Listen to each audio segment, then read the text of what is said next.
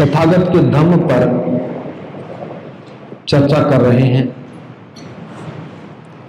और ऐसे पात्रों पर भी चर्चा कर रहे हैं जो बुद्ध की शरण में आए और पूरी तरह बदल गए। चाहे राजा आया वो रूपांतरित हुआ, अनाथ पिंडक आया वो पूरी तरह बदल गया, नगर श्रेष्ठी की बेटी विशाखा आई वो भी बदल गई, अंगुलीमाल भी बदला। जो भी आया, जिस भी रूप में आया, बुद्ध ने उसका उद्धार किया, कल्याण किया। आज मैं बहुत महत्वपूर्ण पात्र पर चर्चा कर रहा हूं। अक्सर वो सारे पात्र हमारे जीवन के बहुत निकट रहते हैं, लेकिन हम उनकी गौर उपेक्षा भी करते हैं। एक पटाचारा नाम की महिला थी। आप नाम से समझ रहे होंगे पटाचारा कैसा नाम है। जिसके कपड़े फटे हुए हों, चिथड़े चिथड़े हो गए हों, उसको पटाचारा कहते हैं। उसका वास्तविक नाम क्या था ये सब गुम हो गया। बस यही बचा कि उसका नाम पटाचारा था, लोग उसे पटाचारा कहते थे। सावथी में वह एक अमीर घर की बेटी थी। उसके पिता व्यवसायी थे, घर में नौकर चाकर भी थे, खान पान की कोई कमी नहीं थी। अगर देखें तो वो सावथी में जो अमीर परिवार हैं उनमें से वो एक परिवार की बेटी थी।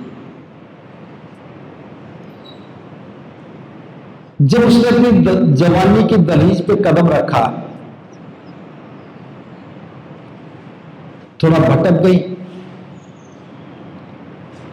घर में जो रसोइया था, जो उनके घर में खाना बनाने का काम करता था, वह उससे प्रेम करने लगी।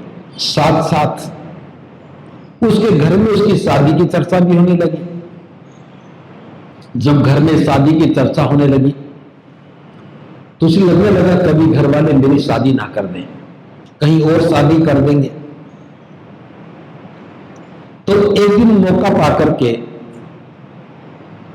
उस रसोइये के साथ वो घर से भाग गई और दूर जाकर के किसी अनजान शहर में वो रहने लगी। ऐसी घटनाएं अक्सर हो भी जाती हैं। 1 साल से ज्यादा समय हो गया। जब भी कभी घर की याद आती, अपने पति से कहती कि मुझे घर ले चलो। उसके पति को डर लगता था क्योंकि घर का नौकर था। अगर वो वापस घर गया तो उसे कभी जान से ना मारे। वो हर बार मना करता रहा। इस बीच वह गर्भवती हो गई। ज्यादा इमोशनल हो गई। ऐसी अवस्था में परिवार की और ज्यादा याद आती है। वो जब भी घर जाने की बात कहती तो उसका पति उसे मना कर देता। उसे फिर एक बेटा पैदा हुआ। थोड़ा और समय बीत गया, वो दोबारा गर्भवती हुई। इस बार इच्छा और प्रबल हो गई। मन कमजोर हो जाता है, उसे सहारा चाहिए। उस नगर में अपना कोई था नहीं, पति पत्नी और बेटा। अब वो जिद करने लगी। उसका पति उसे फिर समझा देता, अपनी मौत का भय बता करके उसे शांत कर देता और वो ठहर जाती। एक दिन उसने जिद कर ली, कहा कि अब तो मुझे घर जाना ही है। घर वाले मारे या छोड़े, मुझे घर तो जाना ही है। घर में झगड़ा हुआ, पति ने कहा कि तुझे जाना तो जा, मैं तो नहीं जाऊंगा। साफ मना कर दिया और नहीं मानी। अपने 1 साल के बेटे को गोदी में लिया और चल पड़ी। घर से दूर निकल गई। उसके पति ने सोचा कि यह तो ठीक नहीं रहेगा, लंबा रास्ता है, जंगल का रास्ता है, अकेले में ये कब जाके घर पहुंचेगी, कैसे पहुंचेगी। पीछे से वो भी आ गया। काफी दूर पैदल चले। रास्ते में घना जंगल भी था। अचानक मौसम बदला और तेज बरसात होने लगी। उधर से तेज बरसात होने लगी और लंबी दूरी तक पैदल चलने के कारण उसको प्रसव वेदना शुरू हो गई और उसने बच्चे को जन्म दे दिया, जंगल में ही, बरसात में ही। उसके पति ने सोचा कि बरसात तो पता नहीं कब रुकेगी, जब तक मैं कुछ झाड़ियां काट लाऊं और बरसात से बचने का कुछ उपाय कर लूं। वह झाड़ियां काटने के लिए थोड़ा दूर निकल गया और बहुत देर तक लौट करके नहीं आया। बरसात भी खत्म हो गई। अब ये पटाचारा देखने लगी कि कितनी देर हो गई, उसका पति लौट के क्यों नहीं आया, कहीं कोई खतरा तो नहीं हो गया, कोई अनहोनी तो नहीं हो गई। उसने हिम्मत करके छोटे बच्चे को साथ में लिया, नवजात शिशु को गोदी में लिया और पति को ढूंढने के लिए उसी दिशा में गई। तो जाकर के देखा कि उसका पति एक झाड़ी के पास मृत पड़ा है। उसको सांप ने डस लिया था। जिस झाड़ी को काट रहा था उसी झाड़ी में सांप बैठा था, उसने उसे डसा और वो वहीं मर गया। अब बड़ी मुश्किल हो गई, पति तो मर गया, जंगल है, अकेली क्या करे। बड़ी हिम्मत करके पति को वहीं छोड़ा और बच्चों को लेकर के गांव की और नगर की ओर बढ़ने लगी। रास्ते में एक नदी पड़ती थी। चूंकि बरसात बहुत तेज हुई थी, नदी में पानी भी तेज हो गया, तेज पानी बहने लगा। अब बरसात के बाद नदी के पानी का बहाव तेज हो ही जाता है। उसने सोचा कि इस तेज बहाव में दोनों बच्चों को लेकर के कैसे नदी पार करूंगी। कभी ऐसा ना हो कि दोनों बच्चों के कारण मैं खुद को ना संभाल पाऊं और तीनों का ही जीवन खतरे में हो जाए। तेज बहाव में पैर उखड़ने के बाद कुछ नहीं बचता। उसने अपने जो 1 साल का बेटा था उसे नदी के किनारे पर बिठाया और कहा कि बेटे, तू अभी यहीं बैठा रहे, पहले मैं तेरे छोटे भाई को नदी के पार छोड़ के आती हूं, फिर मैं तुझे अपने साथ लेकर के जाऊंगी। बच्चा था, मान गया। 1-1.5 साल का बच्चा इतना समझदार हो भी जाता है। अब उन छोटे बच्चे को लेकर के नदी पार करके नदी के दूसरे किनारे पर चली गई और उसको एक कपड़े में ढक करके, लपेट करके, छोटा सा गड्ढा था उसमें रख दिया ताकि वो किसी जानवरों के से नजर से बच सके। उसको वहां रख करके वो वापस नदी में आई और नदी के बीच में पहुंच गई। ऊपर से एक चील उसे देख रहा था और चील नीचे आया, उस बच्चे के ऊपर मंडराने लगा। अचानक उसकी नजर पड़ी कि बच्चे के ऊपर तो चील मंडरा रहा है, कभी ये बच्चे को उठा करके ना भाग जाए। अब सोचने की देर ही क्या थी, चील ने तो वही काम किया, अपने पंजों से बच्चे को पकड़ा और उड़ने लगी। अब नदी के बीच में थी, बच्चे से दूर ज्यादा थी, कुछ कर नहीं सकती थी। वो बच्चे की ओर मुंह करके जोर जोर से चिल्लाने लगी और दोनों हाथ फैला करके उसको डराने लगी। लेकिन चील तो उसे उठा करके आसमान में उड़ गया। जब वो दोनों हाथ हिला करके चिल्ला करके चील को भगाना चाह रही थी, तो दूसरे किनारे पर जो बच्चा बैठा था उसने सोचा कि मेरी मां मुझे बुला रही है, मेरी मां मुझे बुला रही है। जब उसने देखा कि वो बच्चा तो चील ले गया और उस बच्चे के बचने की कोई संभावना नहीं थी, जब पीछे मुड़ के देखा तो वो बच्चा जो दूर बैठाया था किनारे से, वो भी हाथ हिलाता चिल्लाता कह रहा, मम्मी मैं आ रहा हूं, मां मैं आ रहा हूं।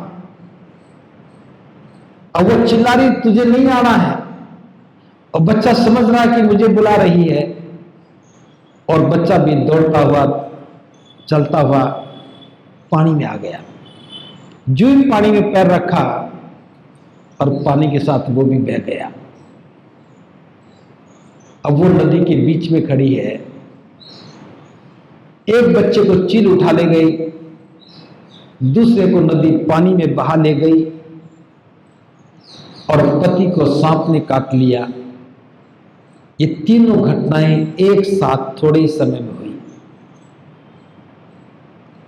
अब जैसे तैसे करके उसने नदी वापस पार की और नदी पार करते ही वो मूर्छित हो गई, पड़ी रही, घंटों नदी पर पड़ी रही। होश आया तो समझ में आया कि यहां पड़े रहने से फायदा क्या होगा। अभी प्रसव वेदना से गुजरी थी,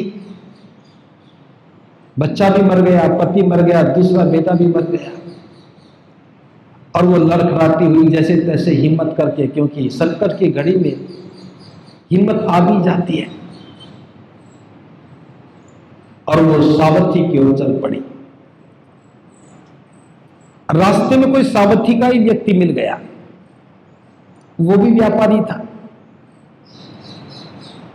बातचीत हुई तो पता लगा कि ये भी सावथी में जा रहा है, नगर का आदमी है, थोड़ा सहारा मिल गया। साथ साथ चलने लगी। रास्ते में उसने पूछा कि क्या तुम सावथी से आए हो, मेरे माता पिता सही सलामत हैं? उसने कहा ये तो मुझे नहीं मालूम, लेकिन तूफान तो बहुत तेज आया था, बरसात तो बहुत तेज आई थी, सुना है सावथी में बड़ी क्षति हुई। जैसे तैसे करके वो सावथी में पहुंची। जब अपने घर की ओर जा रही थी तो देखा कि लोगों की बहुत सारी भीड़ उनके घर की ओर आ रही थी। उसने देखा कि इतने सारे लोग हमारे घर पर क्यों आ रहे हैं। उसने पूछा कि क्या हुआ हमारे घर में। तब लोगों ने बताया कि जब बरसात आई थी, उस बरसात और तूफान के कारण ये घर सारा गिर गया, और इस घर में जो 3 लोग रहते थे, उसके माता पिता और भाई, वो तीनों एक साथ मारे गए। और ये सारी भीड़ उनको अभी शमशान घाट में अंतिम संस्कार करके आ रही है। अब वो दौड़ती हुई शमशान घाट में गई, 3 चिताओं को एक साथ जलते हुए देखा। आप समझ सकते हैं उस पीड़ा को कि एक ही पल में सब कुछ नष्ट हो गया। नवजात बेटा, 1 साल बड़ा बेटा, पति, मां, पिता और भाई, अब वो वही पागल हो गई। उसने अपने सारे कपड़े फाड़ दिए, होश खो बैठी। अब उसे कुछ भी ख्याल नहीं था कि वो क्या है, कौन है, उसके माता पिता कौन है, कहां है। अब तो वो पागल ही हो गई। घर भी खत्म, पति भी नहीं, बच्चे भी नहीं, माता भी नहीं, पिता भी नहीं, और वो इसी हालत में सावथी में घूमने लगी। समाज कितना भी सभ्य हो जाए, ऐसे लोगों के प्रति तो समाज निर्दयी होता है। उसको पागल समझ करके लोग उसको छेड़ने भी लगे। कोई कंकर फेंकता, कोई पत्थर फेंकता, कोई चिढ़ाता, कोई व्यंग कसता, और उसकी मनस्थिति ऐसी हो गई कि जो भी कोई कंकर फेंकता वो उसके पीछे दौड़ती, जो भी उसे चिढ़ाता वो उसके पीछे दौड़ती, और लोगों को आनंद आता। हर कोई उसे छेड़ करके आनंद की अनुभूति करता। अगर कोई पहनने के लिए वस्त्र दे भी देता, उसे पहना भी देता, तो वो फिर फाड़ देती। और कई वर्ष बीत गए, कई वर्ष बीत गए, कोई सुध लेने वाला नहीं था, ना उसका कोई इलाज की व्यवस्था तो थी भी नहीं। एक दिन वो पटाचारा घूमते घूमते जैतवन विहार के निकट पहुंच गई। उस समय तथागत की देशना हो रही थी, और वो एक झाड़ी के पीछे छुप करके बैठ गई। छुप करके इसलिए बैठी कि लोग तंग करते थे, कंकर पत्थर मारते थे। इतने लोगों को देख करके वो एक झाड़ी के पीछे छुप कर बैठ गई और तथागत की देशना को सुनने लगी। जो जो तथागत देशना दे रहे थे और पटाचारा की स्मृति लौट के आ रही थी, वो धीरे धीरे जागृत होने लगी। और जागृत होने का भाव भी ऐसा हुआ, वो जागृत होने के बाद भी भूल गई कि वो क्या है। वो जिस भी हालत में थी, तन पर फटे हुए कपड़े थे, अर्धनग्न अवस्था में थी, और उसी अवस्था में वो चल करके बुद्ध के सामने आ गई और आकर के बैठ गई। सारे लोग देख करके आश्चर्यचकित हो रहे कि ये पागल भी यहां आ गई, ये पागल यहां आ गई। कुछ उसे भगाना भी चाह रहे थे, लेकिन बुद्ध के सामने बैठी थी तो कोई किसी की हिम्मत नहीं हुई। अगली पंक्ति में नगर के श्रेष्ठ लोग बैठे थे, राजकुमार बैठे थे। उनमें से किसी ने अपनी एक चद्दर को उतार करके पटाचारा को उड़ा दिया। और जब तथागत ने अपनी देशना समाप्त की, तब तक पटाचारा पूरी तरह से जागृत अवस्था में आ गई। और पटाचारा ने अपने आप को देखा तो लज्जित भी अनुभव हुई। तथागत ने भिक्षुणियों को कहा कि पटाचारा को विहार में लेकर के जाओ, इसे नहलाओ धुलाओ, इसे भोजन खिलाओ। अब पटाचारा को विहार में ले जाया गया, वहां उसे नहलाया धुलाया, कपड़े दिए, भोजन करवाया। उसके बाद पटाचारा भिक्षुणी बन गई और भिक्षुणी बनकर के धम्म में इतना अभ्यास करने लगी कि उसकी प्रगति देखकर के सभी लोग आश्चर्यचकित थे कि थोड़े दिन पहले तक ये पागल थी और तथागत की ऐसी क्या अनुकंपा हो गई कि एक देशना सुनने मात्र से ही वो यहां तक पहुंच गई। पटाचारा हर रोज तथागत की देशना सुनती, उसको मनन करती और उसकी गहराई में जाकर के समझने की कोशिश करती। थोड़े दिन के बाद ही एक बहुत अद्भुत घटना घटी।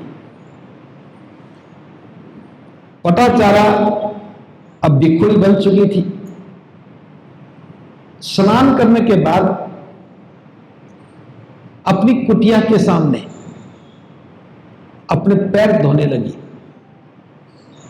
आजकल तो नहीं ऐसा होता, लेकिन पहले महिलाएं एक परात में पानी डाल करके ही पैर धोती थी। भिक्षु भी नंगे पैर चलते थे तो पैर धोने का भी काम करते थे। वो अपनी कुटिया के बाहर बैठ करके अपने पैर धो रही थी। एक परात में पानी डाल रखा था। आप क्या बोलते हैं? तसला बोलते हैं, परात बोलते हैं, जो परात बोलते हैं। पैर धोने के बाद उसने उस पानी को वहां उड़ेल दिया। पानी उड़ेलने के बाद पटाचारा ने देखा कि यह पानी थोड़ी दूरी तक गया और धरती ने इसे सोख लिया। यह पानी थोड़ी दूर तक गया और धरती ने इसे सोख लिया। उसने फिर पानी लिया, अपने पैरों पर डाला, पैर धोए। उसने वो पानी फिर उड़ेल दिया। इस बार पानी उड़ेला, थोड़ा और दूरी तक गया, अंततः वो भी धरती में समा गया। अब तीसरी बार भी उसने पानी लिया, पैर धोए और फिर उड़ेल दिया। इस बार देखा कि वो पानी थोड़ी और दूर तक गया, अंततः वो भी धरती में ही समा गया। अब 3 बार उसने पानी को उड़ेला। पहली बार थोड़ी दूरी पर जाकर के पानी धरती में समा गया। दूसरी बार उड़ेला तब थोड़ा और दूर तक गया, वो भी धरती में समा गया। और तीसरी बार उड़ेला, वो थोड़ा और आगे तक गया, अंततः वो भी धरती में समा गया। अब पटाचारा इस घटना को देखती रही। अब सब भूल गई कि उसने पैर धोए थे, पैर धोने थे, पानी उड़ेला। बस इस घटना को सोचने लगी कि पहली बार पानी उड़ेला तो थोड़ी दूर गया, दूसरी बार आगे गया, तीसरी बार और आगे गया, अंततः 3 बार पानी धरती में समा गया। और सोचते सोचते ध्यान आया, यही तो जीवन है। कुछ लोग अल्पायु में ही दुनिया से चले जाते हैं, कुछ लोग मध्यम आयु में दुनिया से विदा हो जाते हैं, कुछ लोग लंबा भी जीवन जीते हैं, अंततः जाते वो भी हैं। अब इस पानी की घटना से जीवन की घटना को देखने लगी कि हमारा जीवन क्या है। जीवन तो एक यात्रा है, जन्म से शुरू हुई और मृत्यु पर जाकर खत्म हो जाती है। जन्म होने के बाद मृत्यु तो निश्चित है, और जब मृत्यु निश्चित है तो कोई अल्पायु में मरता है, कोई वर्गायु में मरता है, कोई लंबा जी जाता है, अंततः मरना सबको है। और ये बात समझ में आती ही एकदम से उसके ज्ञान चक्षु खुल गए, उसके जीवन के सारे बंधन कट गए। उसके मन में जो डर था, लोभ था, अविद्या थी, वो सारी छट गई। जीवन की सच्चाई को जान गई और बड़ा आनंदित हुई। उसने लिखा, कहा, मुंह से शब्द निकले, आज मैंने जीवन को जान लिया, जीवन और मृत्यु के बीच को समझ लिया। मरना सभी को है, सबको दुनिया से जाना है, और बंधन दुखों का घर है, संबंध दुखों का घर है। अब उसे अपना सारा जीवन समझ में आने लगा। बचपन की घटनाएं भी, घर से भाग जाना भी, पति का मर जाना, बच्चों का भी उसी साथ बिछड़ जाना, माता पिता का हादसे में शिकार होकर चले जाना, ये सारी घटनाएं उन 3 घटनाओं में छुपी थी। एक बच्चा तो पैदा हुआ ही होते ही मर गया, एक बच्चा 1-1.5 साल का था, वो मर गया। पति की उम्र मरने की नहीं थी, युवा था, वो भी चला गया। भाई भी युवा था, वो चला गया। माता पिता वृद्ध थे, वो चले गए, और जाना मुझे भी है। तो फिर कैसा लोभ, कैसा द्वेष, इस जीवन को और सुंदर बनाया जाना चाहिए। और पटाचारा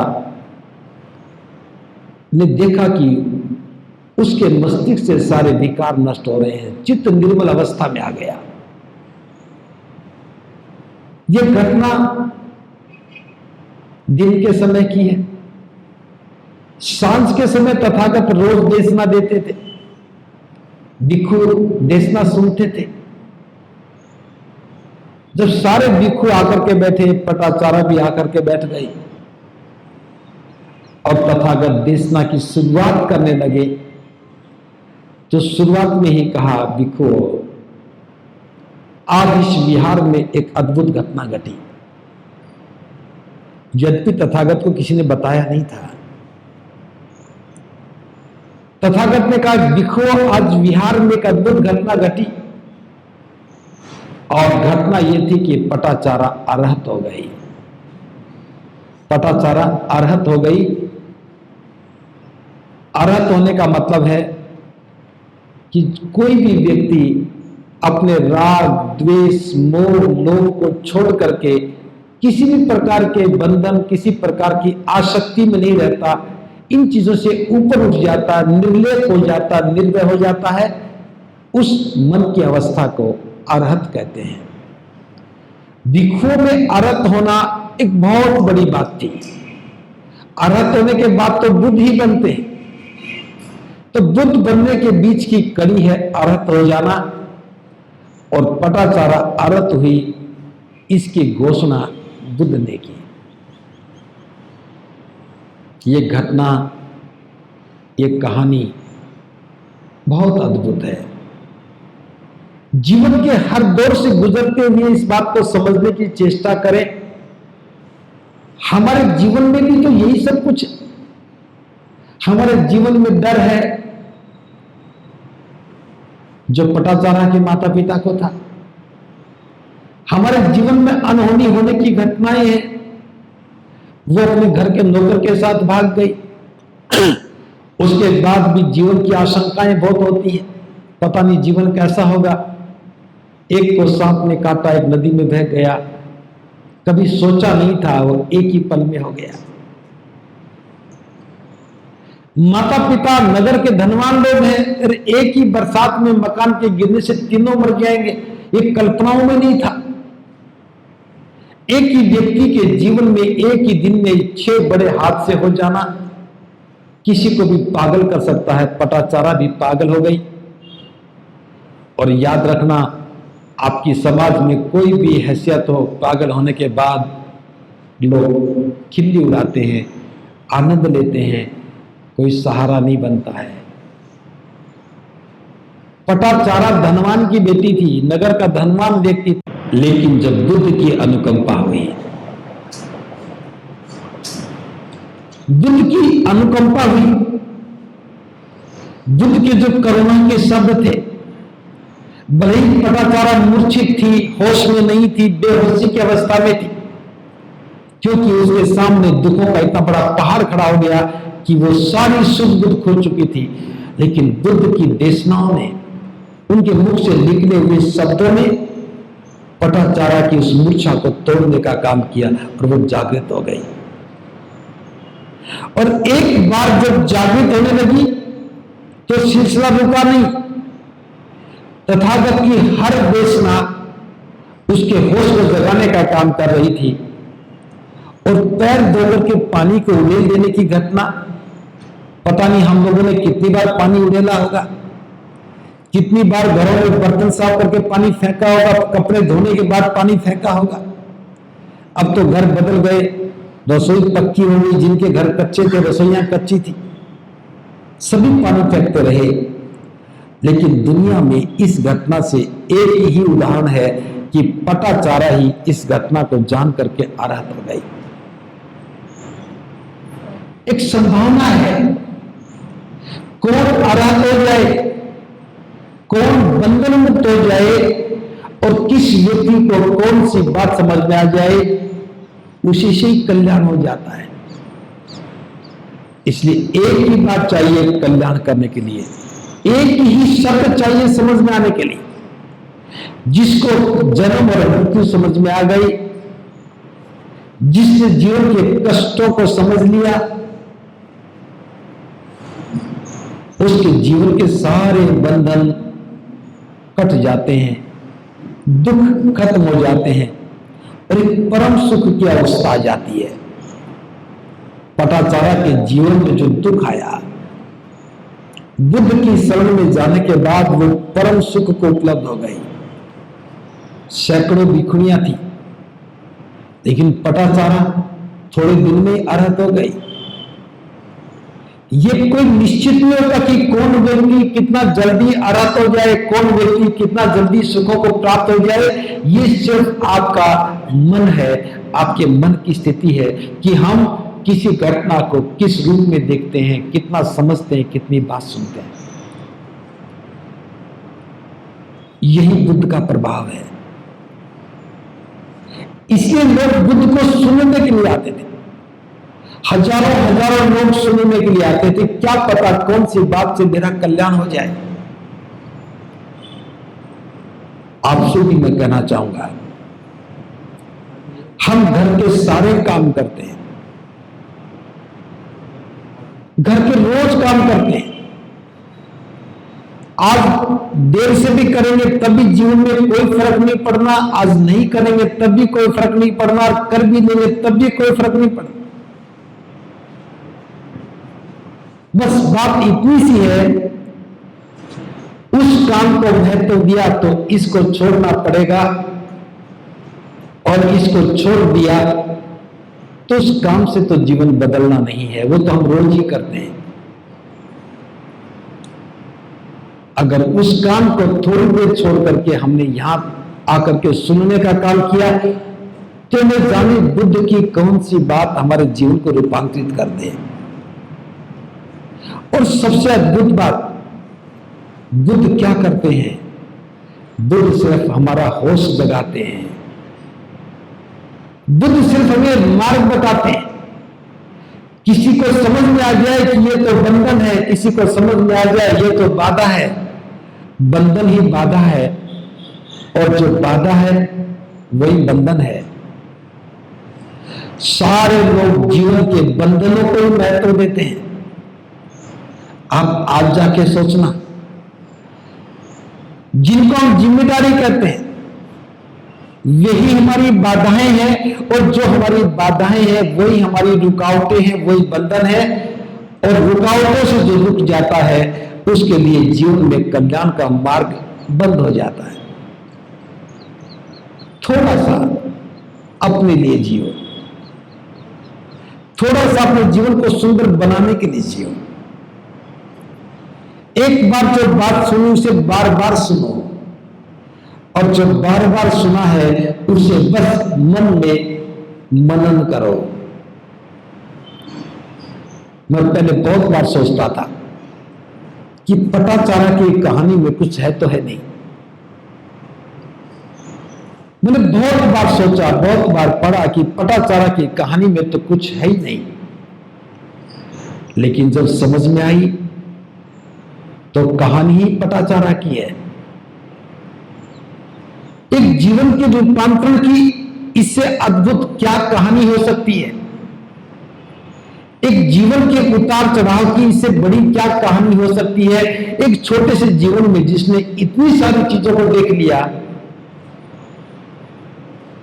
और देखा देखा नहीं, रूपांतरण का अनुभव किया, अर्हत हो गई, सारी भिक्षुनियां उससे सीखने लगी, भिक्षु उससे सीखने लगे।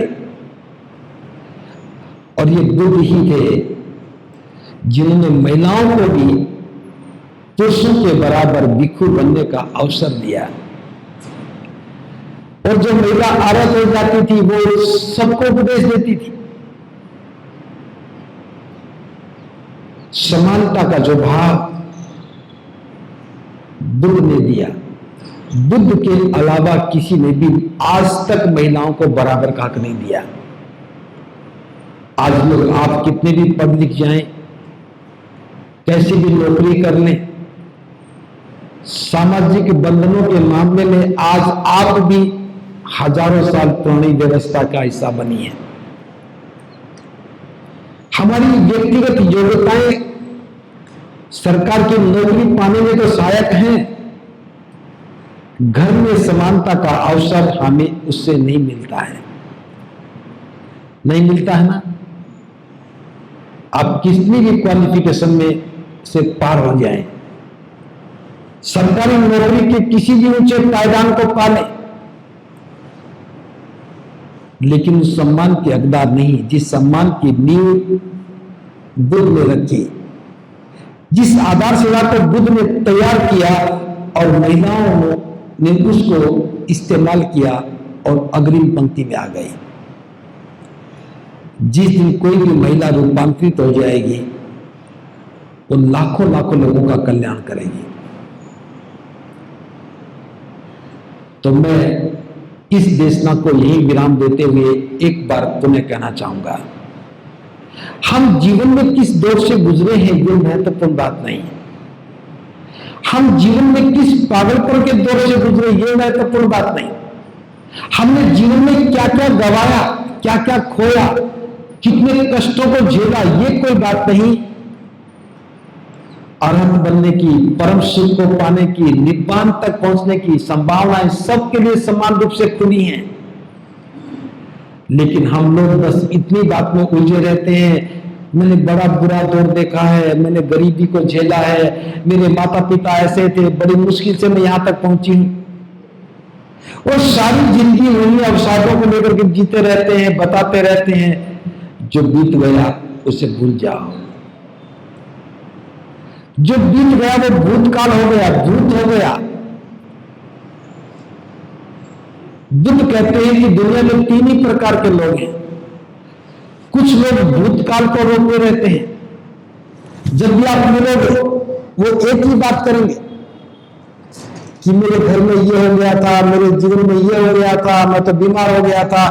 दुनिया भर की पुरानी बातें करेंगे, दुखों की बात करेंगे और वर्तमान को दुखी करते हैं। तो पहली प्रकार के लोग जो भूतकाल को रोकते रहते हैं, दुखी होते रहते हैं। दूसरी प्रकार के वे लोग हैं जो भविष्य के लिए चिंतित रहते हैं।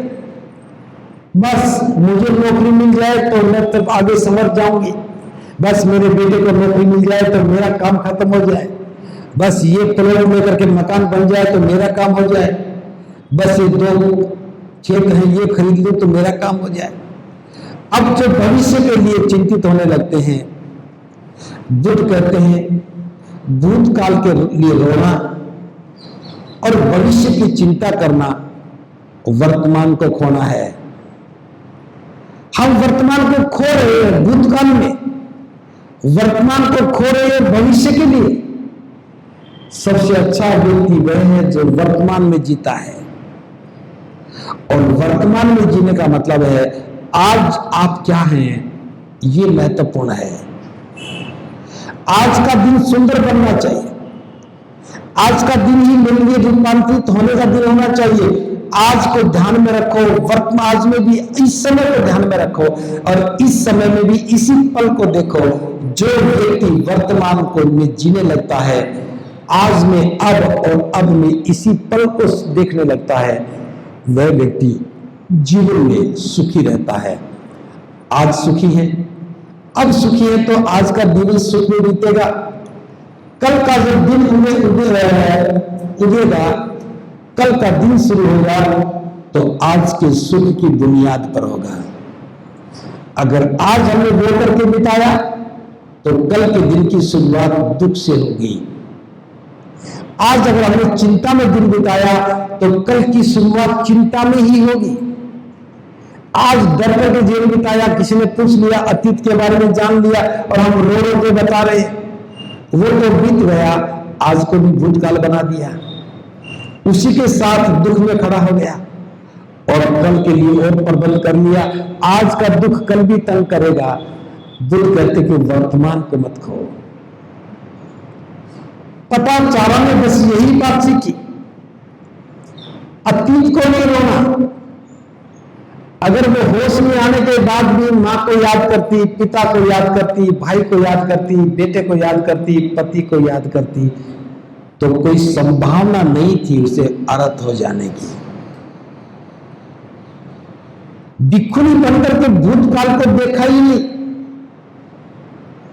भविष्य की चिंता नहीं, वर्तमान को संवारना शुरू किया। बंधन कटते चले गए, दुख के सारे तार हिल गए और पटाचारा सब बंधनों से निर्लेप हो गई, सारे दुख छट गए। अब तो बस एक ही था कि ये जो जीवन है इसे तराशा जाए, इसका उपयोग किया जाए और चित्त को निर्मल करना चाहिए। अरहत हो गई। सबसे बड़ी बात, हमारे सामने जीवन को अच्छा बनाने का कोई लक्ष्य नहीं है। मेरी इस बात को ध्यान से समझना। हम सबके लक्ष्य क्या है? जब तक नौकरी नहीं मिलती हमारा लक्ष्य नौकरी हो जाता है, जब तक शादी नहीं होगी तो हमारा लक्ष्य शादी हो गया कि बस शादी हो जाए तो मेरा जीवन ठीक हो जाए, नौकरी मिल जाए तो मेरा जीवन ठीक हो जाए, शादी हो गई, नौकरी मिल गई तो बस बच्चे हो जाए, बच्चे हो जाए तो बस बच्चे बड़े हो जाए, बच्चे बड़े हो जाए तो बस बच्चे और पढ़ जाए, बच्चे पढ़ जाए तो इनकी शादी हो जाए, अब तो मैं नातियों के मुंह देख लूं,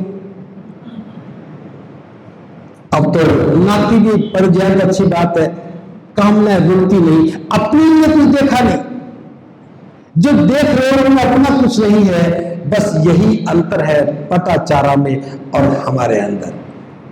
पटाचारा ने अतीत को भुला दिया, पटाचारा भविष्य की चिंता नहीं कर रही, पटाचारा ने बस जीवन के अंतिम क्षण को देखा कि कुछ बचपन में मर जाते हैं, कुछ जवानी में चले जाते हैं और कुछ थोड़ा लंबा जीवन जीते हैं। अंततः जाना सबको है, बस यही सच्चाई को जान लो, जाना सबको है, हम करके क्या जा रहे हैं। इसलिए अपने जीवन को संवारने का काम करो, अपने जीवन के लिए लक्ष्य बनाओ। मेरा जीवन कैसा हो, मेरे जीवन में क्या मिलना चाहिए। मैं धन की बात नहीं कर रहा हूं, मैं साधनों की बात नहीं कर रहा हूं, मैं उस परम सुख की बात कर रहा हूं जो मिल सकता है। परम सुख की कोई दुकान नहीं।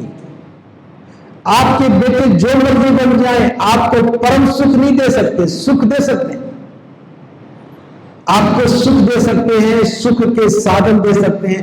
परम सुख कोई संतान नहीं दे सकती। आप कितना भी काम कर ले, कितना भी कमा ले, परम सुख नहीं मिलेगा। परम सुख कब मिलेगा? जब आपका लक्ष्य परम सुख का होगा। और परम सुख जब आता है जब हम अपनी अविद्या को खत्म करते हैं, अपनी अज्ञानता को खत्म करते हैं, अपने मन के अंधविश्वास को खत्म करते हैं, अपने बंधनों को काटने लगते हैं। हम अपनी इच्छाओं को संवारने लगते हैं, इच्छाओं के पीछे भागना बंद करते हैं, वासनाओं को विराम देते हैं। तो इन सबसे मुक्ति पा जाना खुद का जीवन संवारना है। और जो आदमी इनसे बाहर निकल जाता है उसे ही परम सुख मिलता है। और पटाचारा परम सुख को उपलब्ध हो गई। मैं फिर कहना चाहूंगा, परम सुख पाने के लिए, परम सुख का मतलब है जीवन की वो अवस्था जहां ना तो कोई दुख है ना कोई सुख, दुख और सुख की अनुभूति से आदमी ऊपर उठ जाता, पता ही नहीं कि सुख क्या है और पता ही नहीं कि दुख क्या है। उस अवस्था को परम सुख अवस्था कहते हैं और वो कोई भी व्यक्ति पा सकता है। बस उसे भूतकाल को सोचना नहीं है, भविष्य के लिए खोना नहीं है, वर्तमान को संवारना है और पटाचारा, इससे बेहतर उदाहरण हमारे सामने कोई नहीं है। तो मैं समझता हूं पटाचारा की इस जीवन कहानी से हमें बहुत कुछ सीखने को मिलता है। पूरा जीवन का दर्शन है, सब कुछ खोने से लेकर के सब कुछ पाने का दर्शन है। खोया भी तो ऐसा कुछ नहीं, पाया भी तो ऐसा उसके बराबर दूसरा कुछ नहीं। बात समझ रहे हैं? खोया तो ऐसा कि पास में कुछ नहीं बचा और पाया तो भी ऐसा कि उसके बराबर कोई और नहीं। ये कहानी जीवन को बदलने वाली है। जब से यह कहानी समझ में आई, मुझे लगता है कि पटाचारा जैसा पात्र मिलना बहुत दुर्लभ है। पटाचारा जैसा पात्र मिलना बहुत दुर्लभ है और कोई समझा नहीं रहा, कोई बुझा नहीं रहा। बुद्ध की देशना के माध्यम से निकला हुआ एक एक शब्द होश जगाने का काम कर रहा है। जब बेहोश या मूर्छित या पागल का होश जाग सकता है तो आप सब तो समझदार हैं, जागृत हैं। जागे हुए का होश जगाना कोई मुश्किल काम नहीं है। पागल को इंसान बना देना, पागल का होश जगा देना, ये बुद्ध के ही बस की बात है। तो मैं सिर्फ इसी शब्द के साथ अपनी बात को विराम दे रहा हूं। भले 2500 वर्ष पहले बुद्ध हमारे बीच में थे, उनकी देशनाएं, उनके मुख से निकले हुए शब्द, उनके शब्दों में करुणा और मैत्री आज भी हम उसी रूप में अनुभव करते हैं। जब भी आप बुद्ध की तरफ देखेंगे, आंखें बंद करके देखें, आंखें खोल कर देखें, बुद्ध की देशनाओं को सुनेंगे, बुद्ध की देशनाओं को पढ़ेंगे तो लगेगा कि ये शब्द बुद्ध के ही हैं, वहीं से आ रहे हैं और वही हमें जगाने का काम करते हैं। तो मैं कामना करता हूं इसी मनोभाव के साथ आपका भी मन निर्मित होना चाहिए, मन में भाव पैदा होना चाहिए और जीवन को ऐसा तराशो कि जो मिले वो अद्भुत हो। इसी मंगल कामना के साथ आपका भी मंगल।